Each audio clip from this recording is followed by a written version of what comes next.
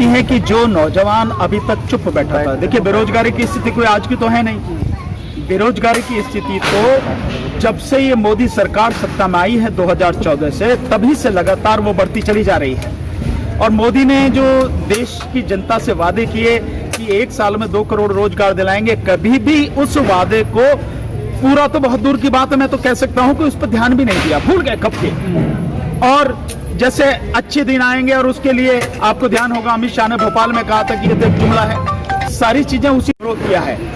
वैसे तो नकल नहीं करनी चाहिए, अपना एक अलग तरीका होना चाहिए, पर फिर भी कम से कम एक ये बात जो हुई है कि विरोध दर्ज किया है। और अगर आप देखेंगे तो वो विरोध बड़ा जबरदस्त है, छोटा मोटा नहीं है। देश के कई इलाकों में बहुत जबरदस्त तरीके से कहीं रैली भी निकाली गई है, कहीं इकट्ठा होकर किया गया है, कहीं घरों में बैठ के किया गया है, कहीं बालकनी में बैठ के किया गया है।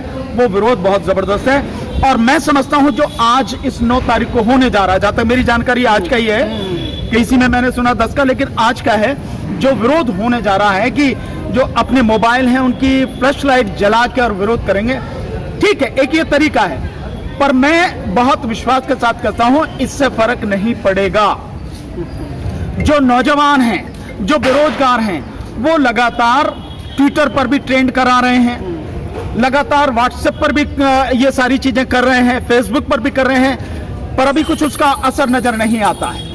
असर जो नजर आएगा वो कैसे आएगा कि नौजवान को अब सड़क पर उतरना पड़ेगा। आखिर नौजवान कब तक इंतजार करेगा? नौजवान को क्या समझ में नहीं आ रहा कि 6 साल में तुम्हारा पूरी तरह से तुम्हें एक तरह से तुम्हारे जीवन को ही खत्म कर दिया। नौकरी की तो बात ही छोड़िए, छोड़ा ही कुछ नहीं है, मोदी सरकार ने छोड़ा ही कुछ नहीं है, तो तुम्हें समझ में नहीं आ रहा। तो मोदी सरकार के खिलाफ नौजवानों को सड़क पर उतरना पड़ेगा। जब तक सड़क पर नहीं उतरेंगे, अपनी लड़ाई ईमानदारी से नहीं लड़ेंगे, तब तक कुछ होने वाला नहीं है। केवल ये लाइट जला के, मोमबत्ती अगरबत्ती जला के, दिए जला के, इससे कुछ होने वाला नहीं है। हाँ ठीक है, एक विरोध दर्ज हो रहा है, लेकिन इस विरोध से कोई फर्क नहीं पड़ रहा है। और मैं समझता हूं शायद ये सबसे सही समय है जिस समय मोदी सरकार के खिलाफ हर किसी को खुल के सामने आना चाहिए। और जो नौजवान हैं, बेरोजगार नौजवान हैं, उनको तो विशेष रूप से, क्योंकि उन्हें मालूम होना चाहिए कि पिछले 4-5 साल से लगातार नौकरियां, कुछ नौकरियां निकलती हैं। इस साल नौकरी निकली, अगली साल में उसका जो है एग्जाम होगा, फिर उससे अगली साल में जाकर उसका रिजल्ट आएगा और अपॉइंटमेंट अब तक नहीं मिलेगा। कितनी ही नौकरियां हैं जो यूं ऐसी पड़ी हैं। अगर सरकार ईमानदार होती, केंद्र सरकार हो या राज्य सरकार हो, आज की तारीख में जिस समय मैं आपसे बात कर रहा हूं, पूरे देश में केंद्र और राज्य सरकारों में 1 करोड़ 25 लाख से ज्यादा नौकरियां खाली पड़ी हैं। अगर सरकारों को वो नौकरियां देने वाली बात होती तो 1 करोड़ 25 लाख में तो किसी की दिक्कत ही नहीं, तो सैंक्शन है, अप्रूव्ड है। इसके लिए तो कोई कानून भी नहीं बनाना, कुछ नहीं बनाना, केवल जगह निकाल के भरनी ही तो है, लेकिन नहीं भरी। और आप देखिए कि एक उदाहरण आपको देता हूं रेलवे का। रेलवे का जो चेयरमैन है, रेलवे बोर्ड का चेयरमैन, वो कहते हैं कि 1,40,000 नौकरियां रेलवे में निकली और उनके लिए 2 करोड़ 42 लाख, यानी लगभग 2.5 करोड़ जो है उसके लिए वो आए हैं। एक उससे 500 रुपए लिए गए, तो मतलब आप मानिए कि 1,250 करोड़ रुपए रेलवे ने कमा लिए बैठे बैठे, केवल एग्जाम के नाम पर जगह निकाल के। और अब ये भरी कैसे जाएंगी? रेलवे मंत्री कहते हैं, पीयूष गोयल कहते हैं कि 4 लाख रेलवे में नौकरियां हैं, और अब जो सारी स्थिति आ रही है वो कह रहे हैं कि 6 लाख नौकरियां जो है खत्म की जाएंगी। रेलवे में 6 लाख पद जो है खत्म किए जाएंगे। तो जब 6 लाख पद तुम खत्म कर रहे हो तो 4 लाख या 1 लाख भरोगे कैसे? तो नौजवान को समझ में नहीं आ रहा।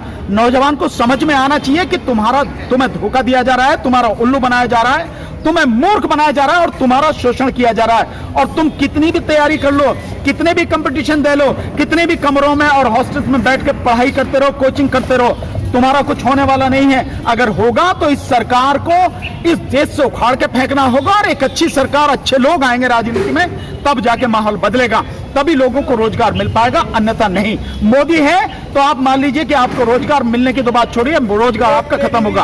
अभी जो आ रहा है, एक और न्यूज आ रही है, आपको देखे होंगे कि जो स्टेट बैंक है, स्टेट बैंक में से 30,000 लोगों की नौकरियां खत्म होने जा रही हैं। उन लोगों को वीआरएस की बात की जा रही है। और आप ऑलरेडी देख चुके हैं कि जो बीएसएनएल है, बीएसएनएल में 90,000 लोगों ने उसके लिए अप्लाई भी कर दिया वीआरएस के लिए, उनका पैसा अभी तक नहीं मिला है। तो क्या हालत है देश के, आप समझ सकते हैं। तो नौकरियां नहीं मिलने जा रही, किसी भी नौजवान को, बेरोजगार को इस बुलावे में नहीं रहना चाहिए। ये बत्ती जला के बंद करें, संगठन बना के बाहर निकले और सड़क पर निकले। इस देश में इस सरकार को खत्म करने का समय अब आ चुका है। लेकिन सरकार तो कह रही है निजीकरण कर रहे हैं हम, रोजगार बढ़ेगा, अवसर बढ़ेगा। तो मुझे आप ये बताइए कि जहां जहां निजीकरण किया है वहां वहां कितना कितना रोजगार बढ़ा है। और अब तो निजीकरण क्या, अब तो सब कुछ ही ध्वस्त हो गया है। तो जो वो है फैक्ट्रियां हैं उन पर लगातार ताले लग रहे हैं। चाहे वो आप नोएडा देख लीजिए, चाहे खुद दिल्ली देख लीजिए, इवन आप महाराष्ट्र बॉम्बे देख लीजिए, जहां पे बहुत बड़ा उद्योग का वो है। कौन सा ऐसा देश है, कौन वो प्रदेश है, कौन सी ऐसी जगह है जहां पे रोजगार आपको मिल रहे हैं? आपने पब्लिक सेक्टर यूनिट्स खत्म कर दी। जिनको आप देने जा रहे हैं वो रोजगार देंगे, वो 8 घंटे की जगह 14 घंटे आपसे काम लेते हैं और उसके बाद में भी नौकरियां निकाल रहे हैं। ये जो अभी गई है 50 लाख नौकरियां जो सैलरीड क्लास की हैं, यानी जिनको बंधा हुआ वेतन मिलता था, वो कौन सी हैं? वो वही तो हैं जो नौकरियां ऑलरेडी थी, निजी क्षेत्र में थी। अब जब इसके बाद में, कोरोना के बाद में उन्होंने अपनी फैक्ट्रियां खोली हैं, तो जब काम ही नहीं है, जब उद्योग धंधे चले ही नहीं रहे, क्योंकि मार्केट में डिमांड ही खत्म हो गई।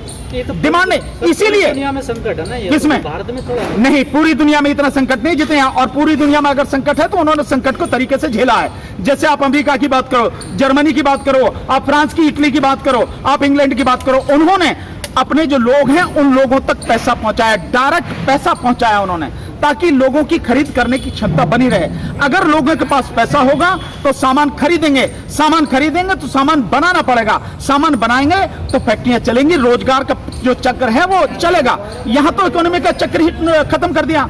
सरकार ने किसी को पैसा तो दिया नहीं है। 20 लाख करोड़ की जिसकी बात कर रहे हैं, वो 20 लाख करोड़ तो केवल उधार देने की बात है, और उसमें भी मुश्किल से 2 लाख करोड़। इसके अलावा 18 लाख करोड़ तो कहीं है ही नहीं, वो भी सबको कर्जा देने की बात है। तो कर्जा तो आदमी जब लेगा कि जब कुछ काम कर सकेगा। जब काम ही नहीं कर रहा, काम चल ही नहीं रहा, तो कर्जा कहां से लेगा, कैसे पटाएगा? ये सिर्फ उल्लू बनाने वाली, मूर्ख बनाने वाली बात है। सर, अर्थव्यवस्था की जो हालत है इस वक्त, निर्मला सीतारमण का उस पर बयान आता है, वो कहती है कि देश जो है इस वक्त एक्ट ऑफ गॉड की सिचुएशन का सामना कर रहा है। आप निर्मला सीतारमण से ये पूछो कि लॉकडाउन किसने कहा था? तेरा बाप कह के गया था, क्योंकि वो बंद करके गया था, भगवान बंद करके गया था, गॉड ने बंद किया था ये लॉकडाउन। ये लॉकडाउन उसी ने किया ना, चौकीदार ने, 56 इंची चौकीदार ने किया ना लॉकडाउन के पूरा देश बंद। और जब 500 थे तब बंद कर दिया, और जब एक दिन में 90,000 से ज्यादा आ रहे हैं तो पूरा देश खोल कर रख दिया। किसने किया? ये एक्ट ऑफ गॉड है। ये पूरी अर्थव्यवस्था को एकदम जकड़ के ध्वस्त कर दिया। किसने किया? मोदी ने किया।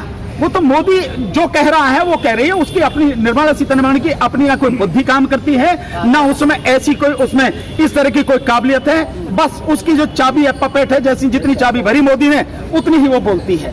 तो उनसे ये पूछो कि ये जो सब कुछ किया है ये एक्ट ऑफ गॉड नहीं है, एक्ट ऑफ मोदी है। ये बार बार मैं कह रहा हूं, कहीं भी किसी भगवान ने नहीं किया, इसी धरती के लोग हैं और इसी के लोग हैं। ये जो निजीकरण किया है ये एक्ट ऑफ गॉड है। ये जो बैंकों को मर्ज किया और अब बैंकों को बेचा जा रहा है, ये एक्ट ऑफ गॉड है क्या? ये जो आपने पीएसयूज बेच दिए, सारे पब्लिक सेक्टर के यूनिट जो बेच लिए, सार्वजनिक क्षेत्र के संस्थान, ये एक्ट ऑफ गॉड है क्या? नहीं, एक्ट ऑफ मोदी है। सब कुछ एक्ट ऑफ मोदी है।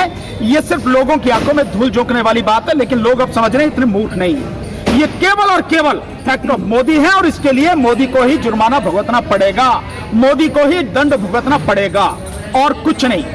सर, क्या लगता है जिस तरह से यूथ सड़कों पर आ रहा है और विरोध प्रदर्शन कर रहा है सोशल मीडिया के जरिए या काली थाली के जरिए सही, तो उससे जो मोदी भक्ति का जो चश्मा था यूथ पर बहुत बड़े पैमाने पर, वो अब जो है उतरता हुआ दिखाई दे रहा है? नहीं, मोदी भक्ति का चश्मा तो लगातार उतर रहा है, इसमें तो मैं मानता हूं, लेकिन मैं ये आपकी इस बात से सहमत नहीं हूं कि यूथ जो है सड़क पे आ रहा है। यूथ सड़क पे नहीं आ रहा। यूथ अभी केवल 5 सितंबर को तो काफी नहीं, 5 सितंबर को वो बहुत थोड़े लोग हैं जिनको आप कह सकते हैं सड़क पे आ रहे हैं। नहीं, तमाम कॉलेजों में वो सड़क पे नहीं है। सड़क पे जो प्रदर्शन होता है वो बिल्कुल अलग चीज है, उसमें अभी सड़क पे कहीं कोई प्रदर्शन नहीं है। जिस मात्रा में, जिस संख्या में सड़क पर प्रदर्शन होना चाहिए यूथ का, वो प्रदर्शन अभी तक हमें कम से कम दिखाई नहीं दे रहा है। हाँ, सोशल मीडिया में आवाज जरूर उठती हुई नजर आ रही है, लेकिन उस बात से कोई फर्क नहीं पड़ेगा जब तक कि आप आओगे नहीं, मैदान में नहीं आओगे। और जहां तक रही इसकी बात कि मोदी भक्ति, तो आप देखेंगे कि इसी जो इसको अगस्त को जो उसका कार्यक्रम हुआ, पता नहीं 27 या 28 अगस्त, मन की बात के विरोध में जो भारतीय जनता पार्टी का ये यूट्यूब चैनल है, जो पीएमओ इंडिया का यूट्यूब चैनल है और खुद नरेंद्र मोदी के नाम से जो यूट्यूब चैनल है, और एक वो जो आज तक जो कह रहा है कि जो मोदी की जो प्रसिद्धि है वो 72% है आज की तारीख में, उन सबके चैनल पे आपने देखा होगा कि है तो मतलब उस पर जहां तक मैंने जो देखा था करीब 87,000 भारतीय जनता पार्टी के चैनल की बात कर रहा हूं, उसे मैं तो उसे सब्सक्राइब नहीं करूंगा, स्वाभाविक है उन्हीं के लोग सब्सक्राइब करेंगे। 87,000 लाइक कर रहे हैं और करीब 5,84,000 उसको डिसलाइक कर रहे हैं, तो आप समझ लीजिए कि कितना भारी विरोध है। Press the bell icon on the YouTube app and never miss another update.